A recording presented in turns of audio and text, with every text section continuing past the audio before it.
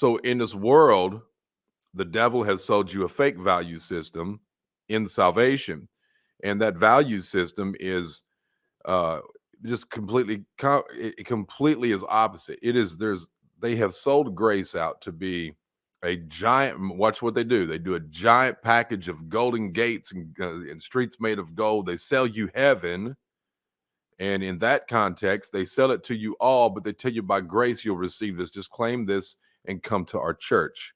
And so they sell you a package with a bunch of outer shell, and then you thinking that you are churchy because you do churchy stuff and churchy events, you go through the hoops and whatever you call that, the system. You think that you're achieving something and doing something and going somewhere, where in reality you're doing nothing but making noise, and everything you have is in vain. Whereas the real church is not a building or location or a membership club. The real church is those who've been freed from all sin. And it's not by their works, it's by the Lord's works.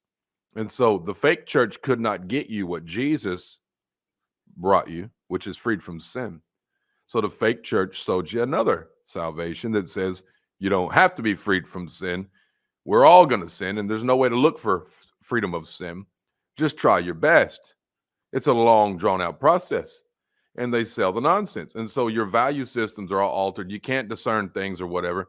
When the true Jesus, here's what happens. In the true Jesus, you're going to seek him to cleanse you from all sin, and you're going to lose most everything you have in your life.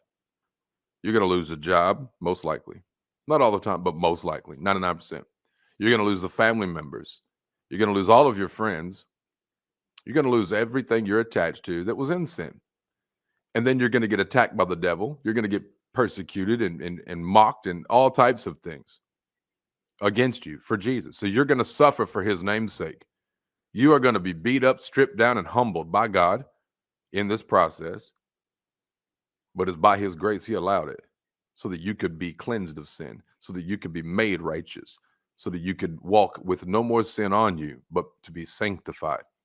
All of those things are in the real Jesus, but it's not churchy. The real Jesus is not churchy. He's not going to these secular, you'd call them Christian. They're not Christian. They're just man-made religious sinners doing all of this silly stuff that renders nothing. This is a bunch of noise making. You would actually, instead, you would live your life according to the scripture every day. You would just live your life in righteousness. Now, I didn't say forsake the assembling of the brethren. For the assembling of the brethren, you're doing it right now, right here as we speak. It's any time two or more that belong to him in that context. Let's keep the context right. Where two or more are gathered in his name, he is there also. So you need to understand those things. Don't get fooled by man-made shenanigans. The value system there is false. It looks good on the outside. It presents a big, thing, but it renders nothing. Put your value into things that produce. The Lord, well, forget name brand stuff. Look at the things that are real. The Lord will set you free from sin. Your fake church will not, but it's very churchy and it has a lot of things going on. Does that make sense to you? It has a lot of gears and motions, this department, that department, the children's ministry, the youth ministry, the missionaries are everywhere. Let me tell you something. Anybody still in sin, you say you're a missionary, you're a liar.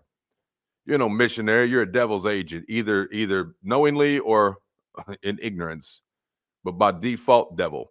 You've been manipulated to spread the poison. It is what it is. I mean, how many of you think that you work for God when you go to a fake church and a fake preacher tells you you're now a missionary and sends you out to spread his lies of heresy that he's perverted the gospel with? And now you're out here speaking what that devil spoke, dressed up like a preacher. Do you think you're working for Jesus? No, you are perpetually spreading the propaganda of the wolf, who happened to be in sheep's clothing, who fooled you. So you see what I'm saying?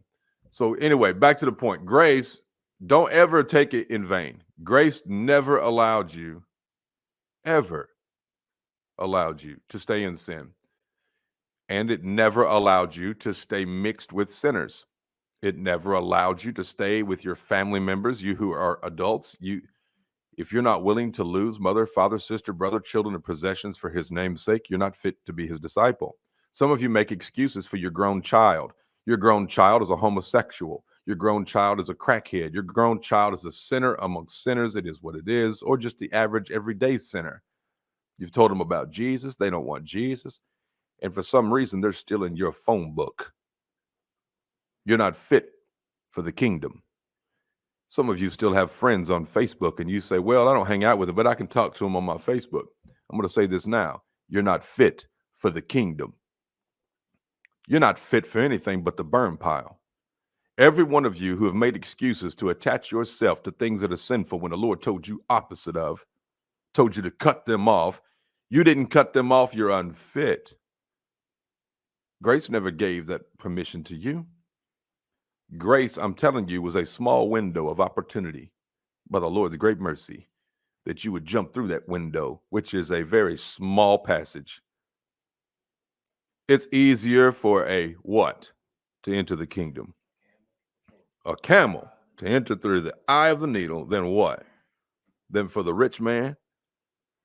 And for some reason, you think the sinful. How'd y'all miss that one? If it's easier for a camel to go through the eye of a needle than for a rich man to enter the kingdom, how in the world do you think you can pack your stuff up and bring all your sinful people with you? You're going to go right to heaven. No. Either cut it off or you burn with it. That's how it works. Very simple. There's rules inside of grace. You got to put on Christ. You don't get Christ for a free gift at the end of the tunnel. No. Christ is offered today. For today is the day of salvation. Either put Christ on or you can put him off. You can claim his name means nothing. Either you put it on or you don't put it on at all. So anyway, I'm just trying to tell you, everybody's head's back. I watch the churches fall. Heads are backwards. Understanding discernment is backwards. You chase things because of the outward appearance. They're worthless. You better look for things that render what it says it renders. If the church that you go to or the people that you belong to, if they are all free from sin, then you're in the right place. If they are free from sin and they hold you to be free from sin, you're in the right place because that's only done by Jesus. But if you're in a place that still sins, you're in the place of the devil. That's all it is. Bunch of religious people who belong to the devil, being fooled by the devil.